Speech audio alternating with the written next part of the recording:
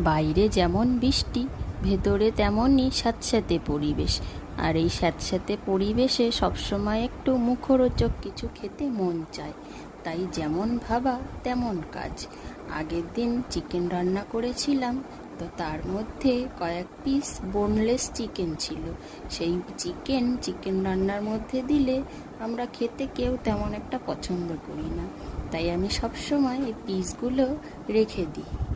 কখনো চিকেন ভর্তা বা কখনো চিকেন পকোড়া বা অন্য কিছু মুখরোচক করে খাওয়া যায়। তাই কালকেও তেমন রেখে দিয়েছিলাম। সেই চিকেনটা দিয়েই ভাবলাম আজ একটু কিমা ঘুগনি করি। রাতের ডিনারে কিমা ঘুগনি আর লুচি তার সাথে দারুণ জমে যাবে। বাইরে বৃষ্টি আর ভেতরে এমন মুখরোচক খাবার, রাতের ডিনার জমে ক্ষীর। মটর ভিজিয়ে রেখেছিলাম, প্রথমে সেটাকে প্রেসার কুকারে দিয়ে কয়েকটা সিটি মেরে সেদ্ধ করে নিলাম। তারপর কড়াইয়ে তেল গরম করে ফোড়নে একটি শুকনো লঙ্কা ও দুটি তেজপাতা দিয়ে আলুটা দিয়ে লাল লাল করে ভেজে নেব। তারপর পেঁয়াজটা দিয়েও একটু ভেজে নেব। পেঁয়াজটা হালকা ভাজা হয়ে গেলে ঘরোয়া মশলা দিয়ে দেবো।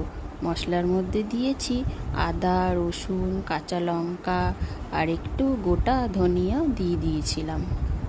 এই বাটা মশলাটা কষা হতে হতে দিয়ে দেবো নুন, হলুদ, জিরের গুঁড়ো, সামান্য একটু লঙ্কার গুঁড়ো দিয়ে ভালো করে 15 থেকে 20 মিনিট কষিয়ে নেব। কষিয়ে এর মাঝে চিকেন কিমাটাও দিয়ে দিয়েছিলাম। এবার আমাদের মশলা কষা হয়ে গেছে।